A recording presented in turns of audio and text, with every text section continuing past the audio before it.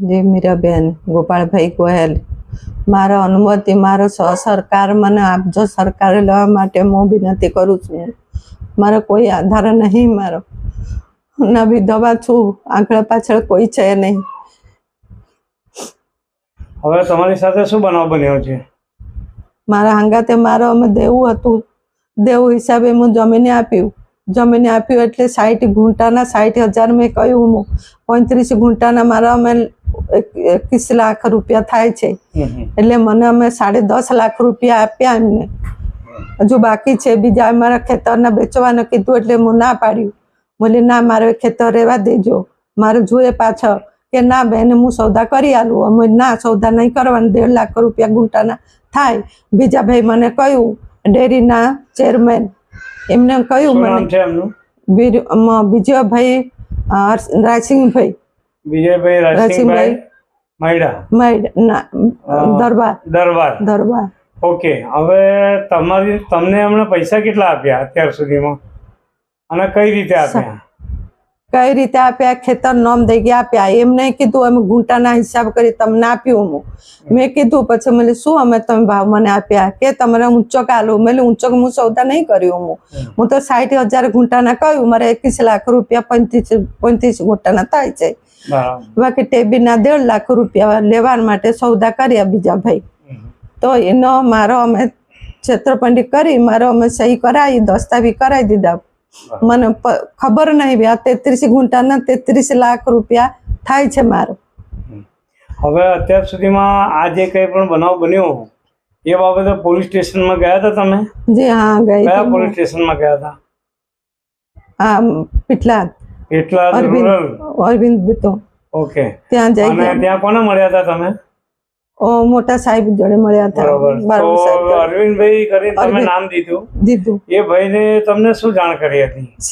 એમને જાણ કરી મને કે તમે અમે અરવિંદભાઈ અમને કહ્યું મને કે મીરાબેન તમે આપી દીધા, પછી ફરી શું કરી આવું કરો? મને આપી દીધા એટલે મારા પૂરા પૈસા મને મળ્યા ને. એક ખેતરને હું વેચ્યું, આ બીજા ખેતરને હું સૌદા કર્યું નહીં આના. એટલે બીજા ભાઈ મને કહ્યું, આ તમારે 1 ગુંઠાને 1 લાખ રૂપિયા આપવાના હોય, હું રાખીશ. આવું બીજા કોઈ લેવો તો 1.5 લાખ રૂપિયા તમારા ગુંઠાના કહેવાનું. પૈસા લાખ રૂપિયાની કોણે માંગણી કરેલી? બીજે ભાઈ.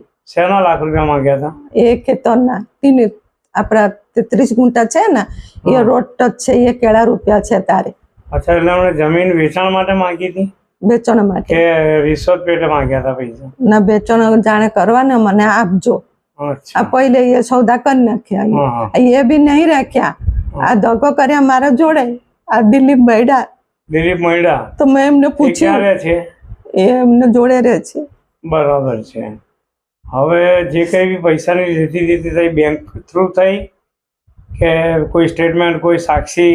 જ્યારે તમારા દસ્તાવેજનું લખાણ થયું તો રજિસ્ટરની સામે થયું? સામને થયું. તો રજિસ્ટ્રારે તમને પૂછ્યું નહીં? નહીં પૂછ્યું. વંચાયું તું કશું? વંચાયું નહીં. બરાબર. સહી નહીં કરાયું. તો જે તે વખતે કોણ કોણ હાજર હતા? બધા હતા, ખેતરવાળાના બધા હતા.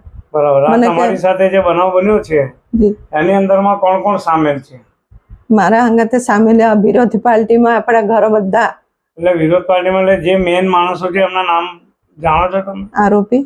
હા, આપણા આમાં છેતરપિંડીના કેશવ મોહનદાસ. બોલો એમના. એમનો બીજા ભાઈ શું નામ, પપ્પા નામ ભૂલી જાઉં. વિજયભાઈ, રાયસિંગભાઈ ગોહેલ. આપનો ઇન્ટરવ્યુ અમારી ચેનલ પર બતાવવામાં આવ્યો હતો. એ દરમિયાન આપે સ્ટેટમેન્ટ આપેલું હતું કે 1.5 લાખ રૂપિયા આપી અને 2 દસ્તાવેજ કરાવી લેવામાં આવ્યા મારી પાસે, અને પછીથી કોઈ રકમ મને આપવામાં નથી આવી, અને બંને દસ્તાવેજોના નામ સેવા સદનમાં ચડી ગયા. પછી અમને ખબર પડી, એ પછી અમે પોલીસ કેસ કર્યો. બરાબર. તો હવે શું પોઝિશન છે? તમે શું કહેવા માંગશો આ બાબતને લઈને? આ લોકોને હું એવું માગું, મારો જો પહેલે ખેતરના મારો અમે 21 લાખ રૂપિયા અમે આપવાના હતા ને, મને આપવાનું, એટલે એ ખેતરના પૈસા પછી તમને કેટલા રૂપિયા આપ્યા? એ અમે 8 લાખ રૂપિયા આપ્યા. 8 લાખ રૂપિયા ટોટલ તમારી પાસે કેટલા આવ્યા? 10.5 લાખ. 10.5 લાખ. ઓકે. હવે તમારા જે જૂના વકીલ છે શું નામ છે એમનું, મહેન્દ્ર બારોટ. મહેન્દ્ર બારોટ. એમનું કહેવું એવું છે કે અમે પૂરતા રૂપિયા એમને અપાવી દીધા, પછી એક 50,000 રૂપિયા પણ અપાયા અને એક 40,000 રૂપિયા પણ અપાયા, એમ કરી 90,000 રૂપિયા મેં વધારાના એમને અપાયા. બરાબર છે.